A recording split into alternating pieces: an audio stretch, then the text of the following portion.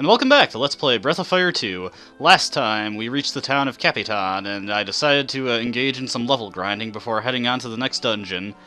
And as a result, it all went pretty well. Everyone's at level 12, except for Kat, who's at level 13, because she just levels up really fast. As you can see, I wasn't joking when I said she gets way faster levels than anyone else. As you can see, even though she's a level higher than Jeff, she still takes way less experience than he does to get the next level. If you leave her in your party for a long time, she gets to be pretty good. And let's just check out Sten here. As you can see, I upgraded all his equipment, and with the higher levels, he's actually doing pretty well for himself. Let's compare to Kat, who's got 48 defense compared to his 52. As the levels gain on both of them, the discrepancies between them will become even bigger. Now, for this upcoming area, I want to put Sten in place of Kat, since he's got the higher defense, and we're going to be running the defense formation. The defense formation, obviously, as the name implies, makes all your characters more defensive at the cost of some attack power for most of them. Jeff, who's at the point, he's running the basic damage algorithm, so he's just doing everything normal. Sten and Kat take 17% less damage, but deal 17% less as well. And Nina is actually the same as if she was in normal formation, 25% less for both things. I also actually looked up the exact targeting rates, and I just wanted to correct. I said the first character is 5/8. It's actually 50%. The second is, let me just get my notes right here, is 31%, third is 12%, and fifth is 6%. So let's head on into the dungeon. Oh, jeez. Hey, that's that Ray guy from Corsair. Oh, that was a good save. He took out that monster in one shot. I wonder what kind of spell he was using. But let me guess, it doesn't seem to be going so well.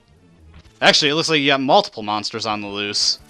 And right here we have the Creon. The Creon is a variety of enemy that does one very annoying thing, but thankfully he just attacks. And we'll see what that annoying thing is when he attacks. I'm actually going to have Nina just defend here because she can't contribute too much damage, and if she gets attacked, this thing can kill her. And there we go. Let's see if he... Yep, he'll always do that. As you saw, the words egg beater flashed up there, or I think that's what that's a shortening of. That's one of the more mystifying terms and abbreviations used in this game. Nobody really knows what it's supposed to imply. The best I could figure was the last time I was playing this game is it's kind of like the rapid motions of beating eggs with a whisk, I guess. You know, you just do it quickly, so it's like quickly following it up like you would quickly beat eggs. Yeah, I know, it's just as good an explanation as any other. Luckily, because of all those levels we got, the Creons aren't too dangerous. If you didn't get the levels that I got and didn't get all the equipment, those things could annihilate you in a single turn. Well, just one character at a time, but still. And we have no reason not to help him. It's not like we can leave here. But yeah, it took all four of us ganging up on that thing to take that Creon out in a couple turns, and here Ray is. He's just taking these things on one-on-one. He must be pretty strong. But until we rescue the child from the well, Ray's just going to be fighting that Creon endlessly. Actually, Jeff took a bit of damage in that last fight. I stocked up on a bunch of herbs. Actually, let me just clean my inventory real quick. Okay, use up those herbs. I bought plenty of those because they're going to be very helpful for the boss fight. I also bought a couple of life pills just in case. Because the upcoming boss is actually one of the more difficult ones in the game, and it is very possible that throughout the course of the fight, my characters could get smoked. And once you enter the well, you cannot leave it until you complete your business here. Anyway, to get across, we just have to stand on these turtles' backs. There are no random encounters in this well, but we'll occasionally run into Creons on the field. It's one of the few instances in the game where there's predetermined encounters. Anyway, we can see his health now, so now we know how much damage we're doing to him. But as you can see, Sten's actually coming into his own here. He's definitely doing a lot more damage than he was in the last video. I kind of said some negative things about Sten. He honestly isn't that bad, it's just he's got a lot of competitions for the party member slot, and I feel that there are several other characters that not only are they just more useful than Sten, Sten's own kind of gimmick, he's kind of just rendered invalid by Cat, who's faster and stronger at the trade-off of being slightly less defensive. I guess it's not slightly, but she's generally much more useful throughout the game. Ooh, Van Exit. I have no idea what that stands for, but it recovers 120 HP for a whole party. But as I was saying, Cat's just generally more useful because she'll always be stronger. Even when Sten gets his equipment upgrades that makes him a lot more defensive, it doesn't take long for his offenses to fall behind. Sten's kind of a character who he just has very big surges in usefulness as the game progresses, but he isn't consistently useful.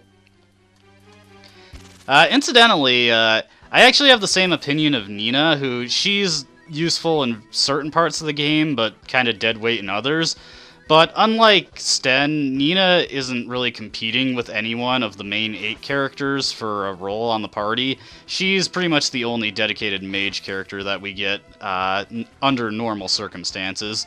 There is a secret 9th character in this game who kind of renders all other characters invalid, but especially Nina. But we'll be getting to that way later. You don't have to get these treasures, but van exits are pretty rare, so you want to grab that one too. And I forget what's in this chest. Something also useful. A charm. Hold on. You can get, block curses. Okay, that's an accessory. Curse is, to the extent of my knowledge, a completely useless status effect in this game. It lowers your battle condition down to the ill status, which is the worst condition. But like I said in an earlier video, I have no idea what condition even affects, if it affects anything at all, so it's really nothing to worry about. Alright, let's make sure we're healed up before we get into this fight. Alright, let's rescue the kid. Oh, uh-oh. And here is the Terrapin. This guy is really difficult if you didn't do the grinding that I did, or if you did the grinding but didn't get the extra equipment. Either way, this guy's just really tough. He has a lot of nasty attacks, and if you're low-leveled and not very defensive like I am right now, he can wreck your party pretty quickly.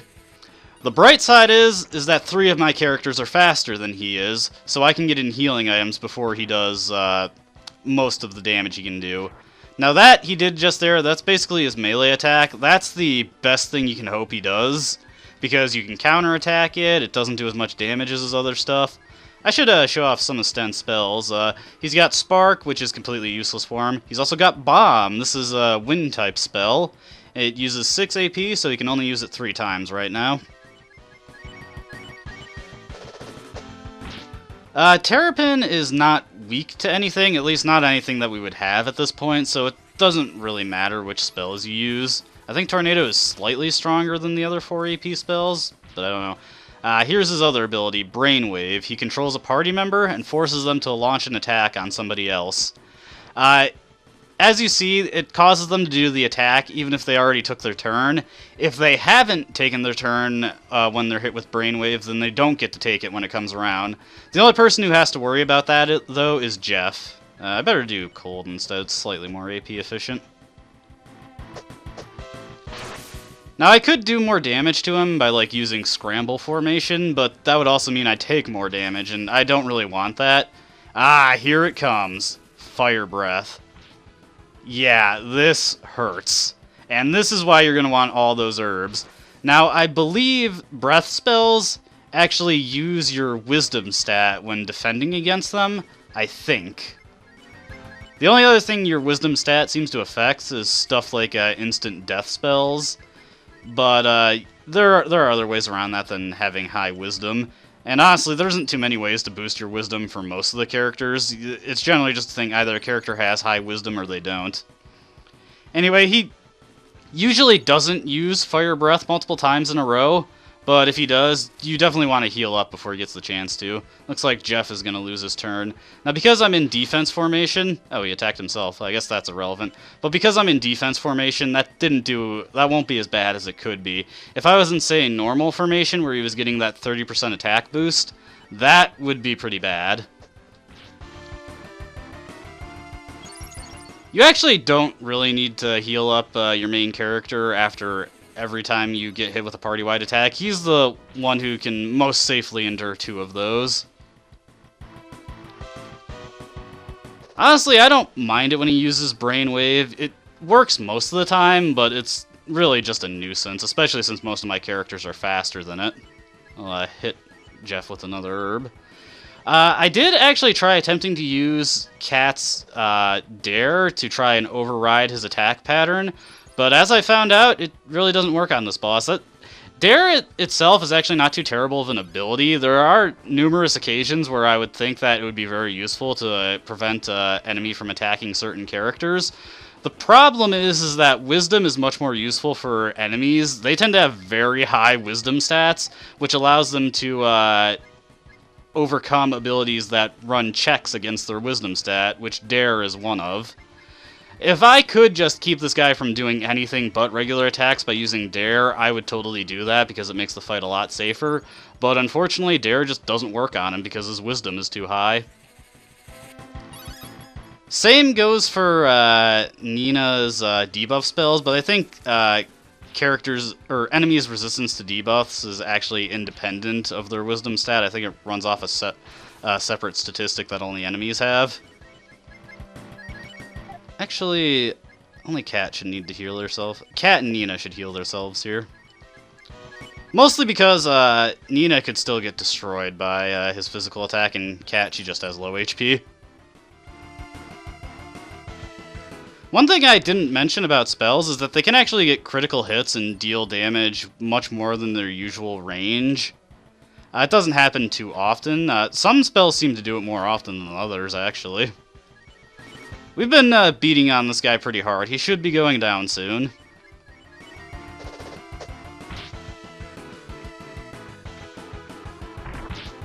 Nah, I didn't get the critical hit there. Let's see if Nina's does. I don't know if spell... Oh, there he goes. I don't know if spell critical hit rate is actually dependent on anything or if it's just something unique to each spell. Alright, now that we've defeated Terrapin, the kid and that guy who was standing in the center, they both got out of here. So we need to get out. Something's clearly going on. An earthquake of some sort, perhaps? But yeah, that's about as good as that fight can go. I didn't even have to use any life pills. I probably could have stood to do it at one level less than I was, but I didn't want to take any chances. A dam? Why is the town well directly connected into a dam? Maybe that is a thing. He just got some really powerful magic. Alright, so there were other villagers who were searching the entire cavern, so we've got to find and rescue them. And rescuing them just boils down to talking to them and they'll leave. What's up with this guy? Must have been just frightened. But yeah, talk to them, and they will be gone. And that's how it goes. It's pretty simple. Alright, let's rescue this guy. Whoa, what's wrong with him? And here's the gimmick to this section. Some the villagers will have these things attached to their faces. If you attack the villagers, they die, so try not to do that. We just want to focus our efforts on the Chiruru. Chiruru? I don't know. The thing with the weird name. I could actually take myself out of defense formation at this point, but we can still run into some Creons at this point, so I don't want to do that. So it looks like there are other villagers who are also possessed. As you can see, there's another Creon there. Doesn't seem too interested in attacking that guy, though.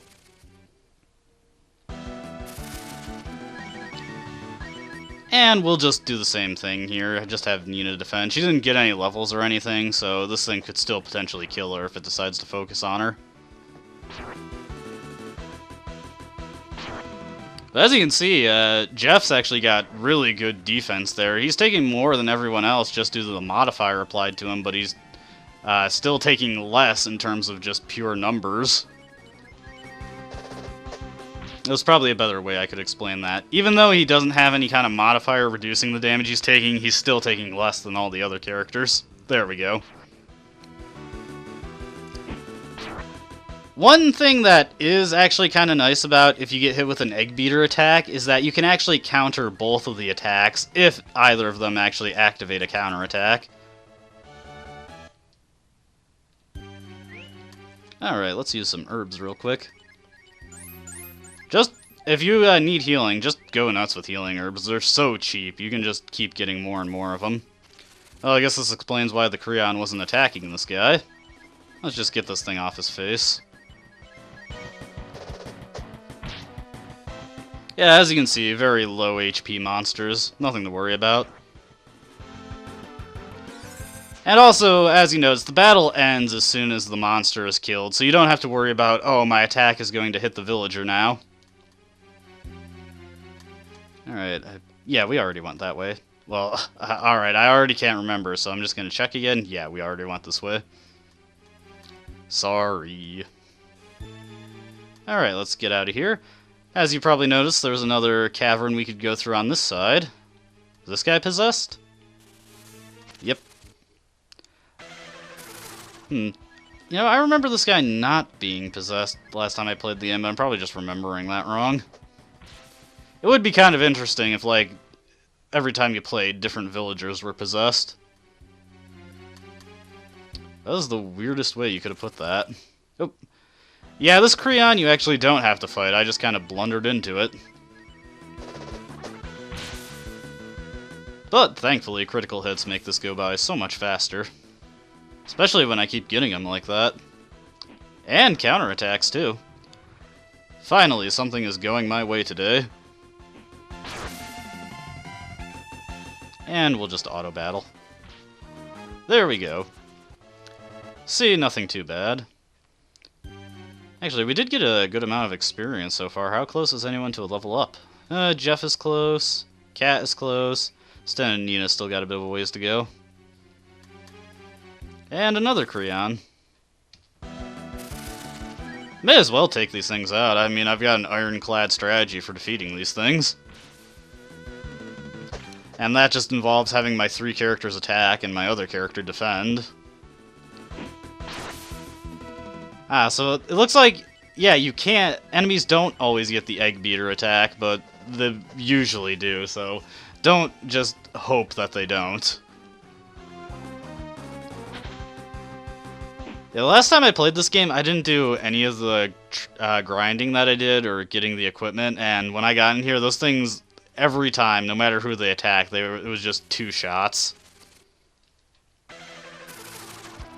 Alright. Oh, you know, I haven't mentioned Sten's special ability at this point. It's honestly not that good. It's RIP. Basically, Sten plays dead, and he launches an attack. And while he's in the playing dead mode, he has...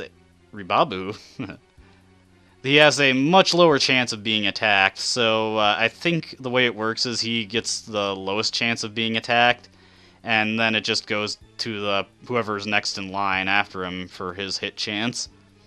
Most people will point out that it's just not a very good ability because since Sten's a physical character, he's going to be in the front lines, and if he's shifting his hit chance to another character, he's probably shifting it down to a character who's lower in the line for a good reason. Namely, they don't want to get hit. Okay, just making sure he's gone. There's a very good reason why we want to save anyone or everyone besides the obvious. Now that we've gotten everyone, we just have to report back to Ray. Whoops, wrong door. There we go. Alright, you can let it go. Yes, we did. Alright, let's get out of here. Oh, I hope we can swim. And no, you can't outrun that. You just get swept away by it. Yeah, no problem.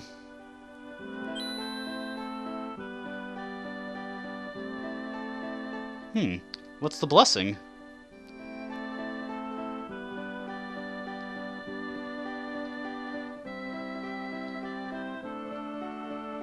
I don't know what he meant by that. He says that whether you saved all the villagers or not.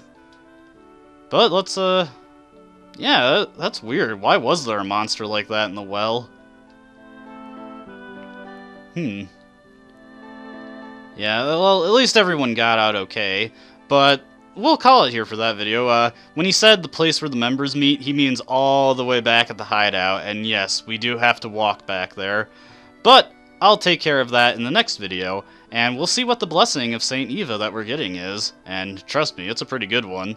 So I hope you enjoyed watching, and when we come back, we will get St. Eva's blessing for our efforts. I hope you enjoyed watching, and please, have a nice day.